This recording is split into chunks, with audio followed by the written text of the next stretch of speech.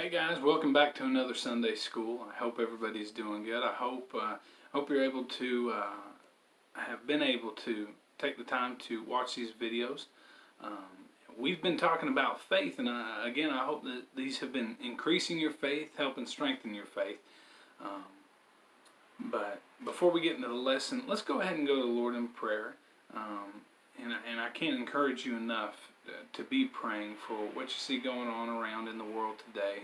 You hear a lot, but the Bible tells us to be anxious for nothing or to be careful for nothing. We don't need to worry. We don't need to be getting anxious. But he says, with prayer and supplication, let your requests be made known before God. So he encourages us to bring our requests, to bring our concerns to him in prayer. So I want to encourage you, be praying for the things that you see going on around you, the situations at school, the coronavirus, all kinds of different things. When we have a problem, when we have a concerning issue in our lives, he says bring it to him in prayer. So let's go to the Lord in prayer right now. Our Heavenly Father, we come before your throne of grace, thanking you once again for the opportunity to still be able to have Sunday school, even though it's not at church. We can still share your word. We can still learn of your word together through videos. And I just pray that you would help us to increase in faith as we study your word, as we draw closer to you through your word. I pray that that increase of faith would cause us to go out and to proclaim the good news of the gospel, that Jesus Christ has come to save, that Jesus Christ has come to give a right relationship between man and God, and to all those who would turn to him. And I pray, Father, that you would help us to continue to grow in that faith, for all the needs that are going on with our country, with our church members. You see each one of them. I pray that you would help us to meet each other's needs, but what we can't do, I pray that you would make up the difference, and you always do, Father. Lord, we thank you, and we love you, and it's in Jesus Christ's name we pray. Amen. All right. So we left off last week talking about faith. We discussed what faith was. We talked about why it's so important to have faith, and we find that our salvation is through faith, that we're saved by grace through faith. So our salvation comes from it, and God can't be pleased without faith. And we talked about where faith comes from, and we know that faith comes from God initially, and that we increase in faith and we grow in faith through the Word of God. One of your memory verses was, faith comes by hearing, hearing by the Word of God, Romans 10:17. So just a little recap of what we talked about last week. And this week we're going to talk about how we can know that we have faith, or how we can tell whether or not we're walking in faith. And I just thought about this verse. I actually meant to start here, so let me flip here. In 2 Corinthians chapter 5, verse 7, it tells us, "For we walk by faith and not by sight." Okay, this is how we are to live our lives each and every day. We walk by faith, not by sight. We live by faith each and every day, not by sight. So we can ask the question to ourselves, how can I be assured that I'm walking by faith and not outside of faith, that I'm walking in faith towards God, that I'm not being led about by my feelings or what I see, because it says we walk not by sight, but by faith. So how can I know that I'm walking in faith? All right. And we're going to start to answer that question in the book of James, chapter 2. James, chapter 2. And starting at verse 14. It says, and we're going to read 14 through 20. It says, "What does it profit a man, my brethren, though a man say he has faith and have not works? Can faith save him? If a brother or a sister be naked or destitute or lacking, not having of daily food, and one of you say unto them, Depart in peace, be warmed and filled, notwithstanding, you give them not those things which are needful to the body, what does it profit? Even so, faith, if it has not works, is dead, being alone. So he's saying, if somebody comes to you and asks you, who doesn't have the things that they need, they're lacking clothes, they're lacking food, and they express these needs to you, and you say, oh, God bless you, I'll be praying for you, I hope the best for you, but you never do anything to make a difference or make an impact in their lives. You never offer to meet those needs through what you might have. Okay? He says, what does that faith profit? You might say you have faith, or in this case you might say you have charity, but there's no evidence to support it. So he's saying the same way, if faith doesn't have works behind it, it's dead, being alone. Verse 17, even so, faith, if it has not works, is dead, being alone. Charity, if it hasn't not works, or if there's no evidence of it, then there's not really charity there. There's not really love there. I can say I love you with my words, but my actions should express it too. I should show you through my actions that I love you. This is why the book of John says, love not in word and in tongue, but in deed and in truth. So there's going to be an evidence. That's what it means when it says works right here. There's an evidence behind faith. Okay? There's an evidence behind love also. But moving on, verse 18, yea, a man may say, thou hast faith, and I have works. Show me your faith, or thy faith, without thy works, and I will show thee my faith by my works. So he's saying, okay, you can say you have faith, or that you're walking in faith, without works. But see, I'm going to prove to you that I have faith by my works.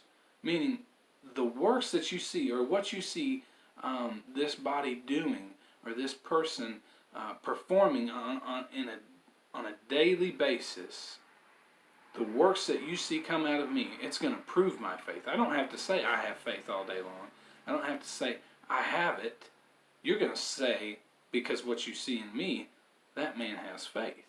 So he says, you can show me, or you can tell me about your faith all day long without works, but I'm going to show you my faith by my works, by the evidences. Okay? Thou believest that there is one God, thou doest well.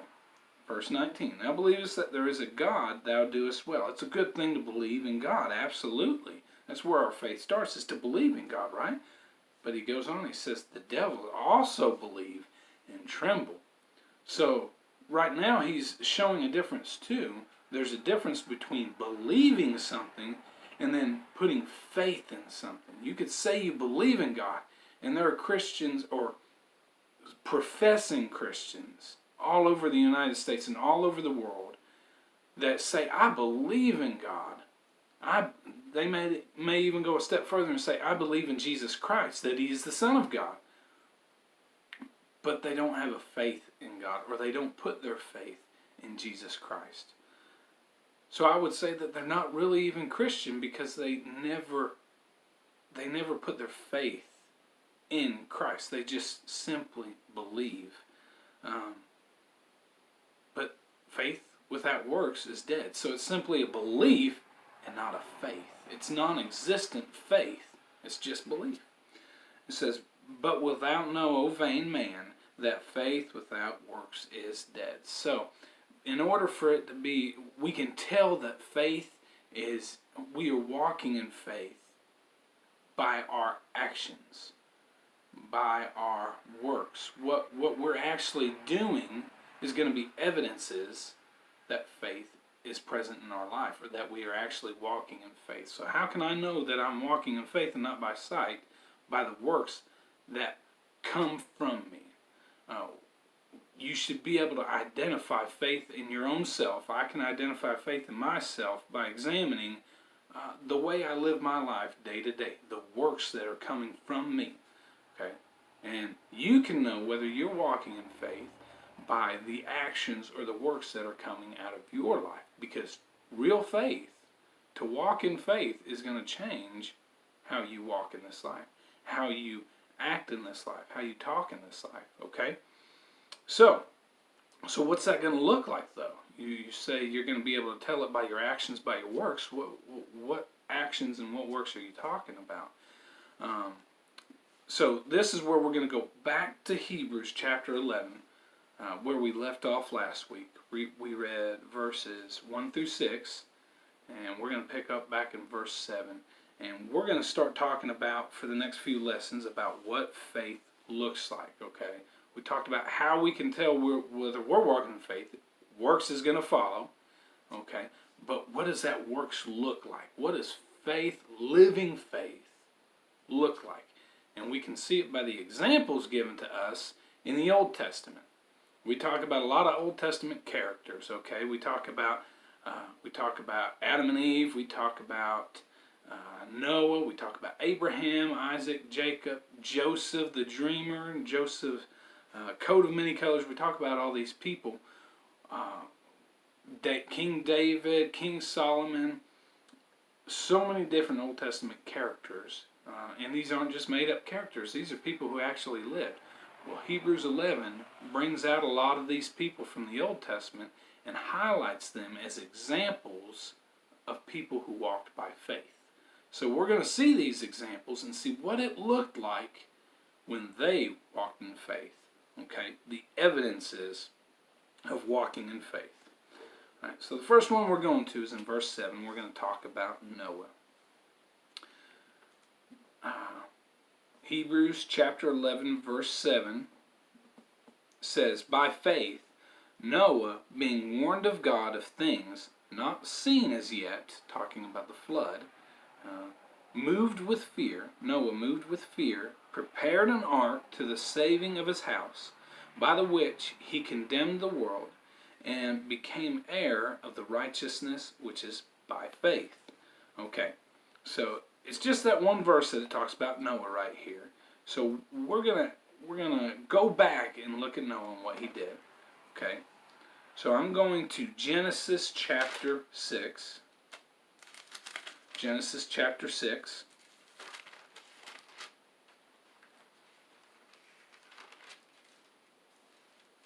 And I'm going to start reading verse 14. It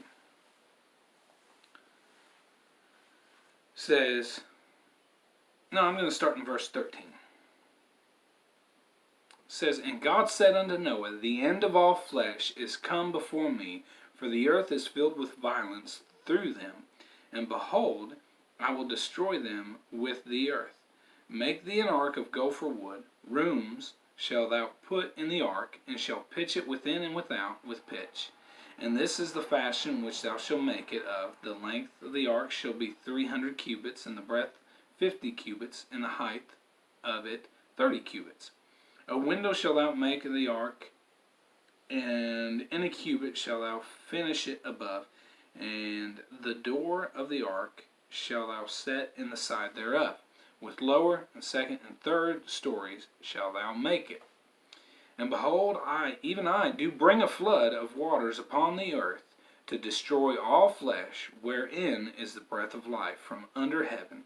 And everything that is in the earth shall die. But with thee will I establish my covenant, and thou shalt come into the ark, thou and thy sons and thy wives, and thy sons' wives with thee." And he goes on in verse 19 through 20, talking about how he was to take the animals also. But this is God coming to Noah here, and he's commanding him. He's giving a commandment that he should build an ark. He's saying that he's going to destroy the earth with a flood. He needs to build an ark. So we see a commandment, and we see a warning also. But we also see a promise. So we're seeing two main things I want to highlight. Is the commandment that he gives Noah, that God gives to Noah. Build an ark. He gives the command to him, for him to build an ark. And then he gives a promise. And that promise was in verse 18. "But with thee will I establish my covenant," my agreement between you and me. We're going to enter into a covenant. Just like a marriage. A marriage is a covenant, an agreement between the two. And a commitment. God is committing himself to Noah in a way. And that's a wonderful thing, that God has committed himself to Noah, and he's committed himself to us through Jesus Christ. But he says, I will establish my covenant, with you will I establish my covenant, and thou shalt come into the ark, and thy sons, and thy wife, and thy sons' wives with thee. And essentially what he's saying is, I'm going to save your family alive. Okay? So, not only does he command him, build the ark, but he gives him a promise of a covenant. Okay? And by faith, going back to what it said in Hebrews, it said, by faith, Noah, being warned of God, of things not seen, the flood to come, the judgment to come, by faith Noah moved with fear and prepared an ark to the saving of his house. Okay, so what did faith look like right here? What faith looked like right here was obedience. And this is what I want to, the main highlight for what faith looks like for today's lesson is obedience. If we want to know whether we're walking in faith or not, are we obeying the commandments of God? Are we obeying what we know God has called us and told us to do as his children? Right here, Noah showed his faith by his works, and that works, or that action, was obedience. Faith led him to obey God. He believed God, and he showed faith towards God in that he obeyed him and prepared the ark to the saving of his household. Okay, so he believed, not only did he believe the warning of God that the flood was going to come, but he believed the promise of God also. He was thoroughly convinced, we kind of talked about this last week, he was convinced, he was absolutely assured of the promises and fully persuaded of the promises of God. So we see faith in the life of Noah in the fact that he obeyed God. So what does faith look like? It looks like obedience. It looks like obedience. And we see the obedience of Noah when he built and prepared the ark. And we're moving on to verse 8 in the book of Hebrews. Hebrews 11 verse 8 says, by faith Abraham, when he was called to go out into a place which he should after receive for an inheritance, obeyed, and he went out not knowing whither he went. Not knowing whither he went. So, and it uses that very word, obeyed. He obeyed the voice of God. So, you say, I don't know much about the story of Abraham, and we don't have time today to get too much into the story of Abraham, but I want to bring you back to Genesis, where he does this very thing, where he calls Abraham out to go into a land. You see, the land of Israel is the land that God was calling him to, the land of Canaan, they call it at times throughout the Old Testament, okay, which is quite a far ways from where Abraham actually lived at the time. Okay, he lived in a place that, if you know your geography somewhat, he lived closer to, from my understanding, closer to Iraq area, Iran area. So it's quite a ways away from Israel, quite a ways away from the land of Canaan. But he calls him to go to this place. Just a second. He calls him to go to this place that he doesn't know. Okay, you know, it might not take long to get to certain places nowadays with the transportation we got, but this would have been a long journey for him and a completely foreign place. We know a lot about other places, other countries, because we have history books, we have social media and stuff like that, so we can know a lot about a place before we go there and feel comfortable with going there. You know, Brother Buck, he goes to Nicaragua a lot of times, and he knows about this place, but before he even went, he had a fair amount of research he could do before he went there. And even at that, if he goes into new places in Nicaragua, he could probably research those areas, get some information. Abraham, he didn't have that luxury, he didn't have that convenience.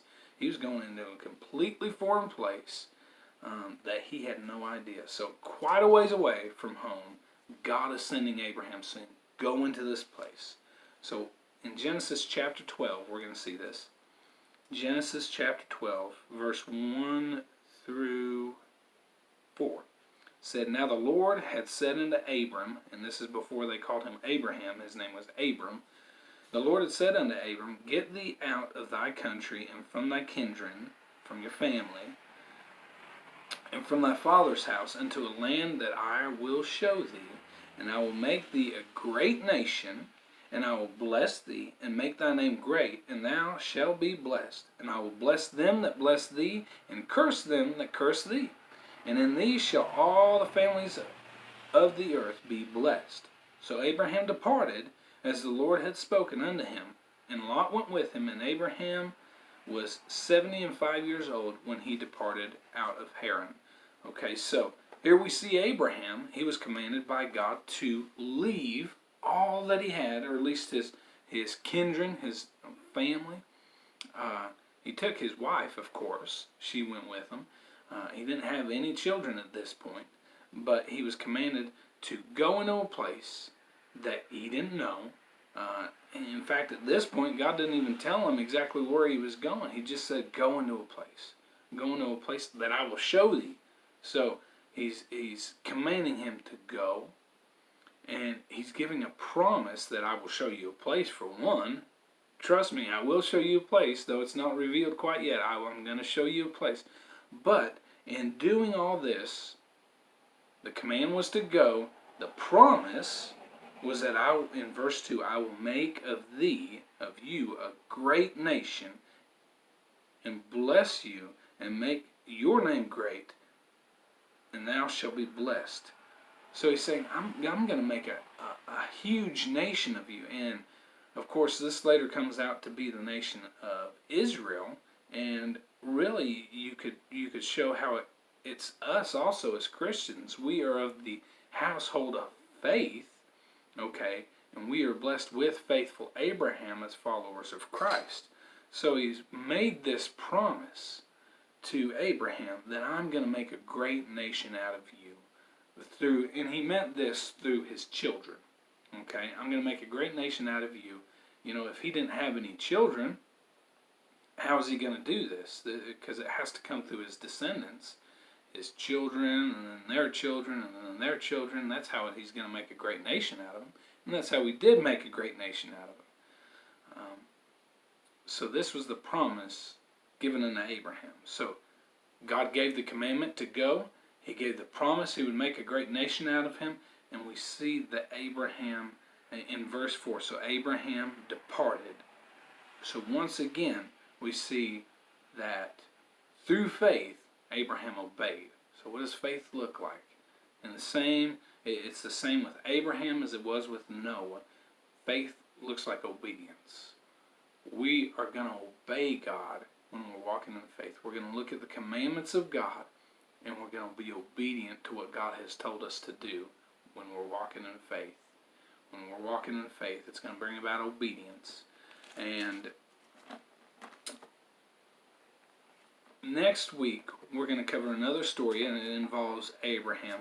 And it's still going to be about obedience, but a little bit more added to that, okay?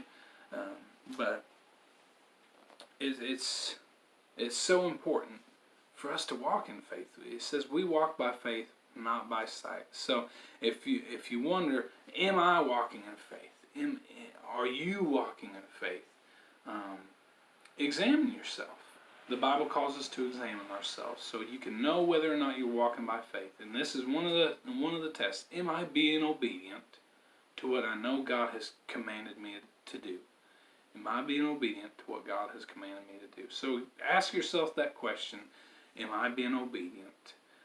Not just to your parents. No, I'm talking about specifically to God.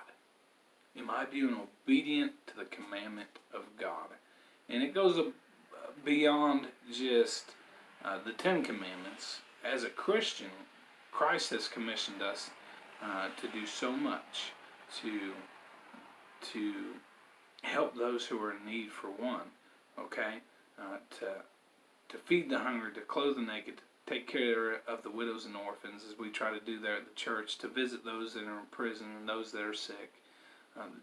And that's just a couple of examples of what we are called to do as Christians. To pray for our enemies. Am I being obedient to that command?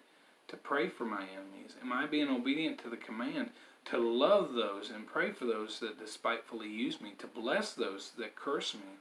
Am I being obedient to that command? So, ask yourself that question. Am I being obedient? Am I walking in faith, shown through my obedience to the commandment of God? But until next time, guys, I hope you enjoyed it.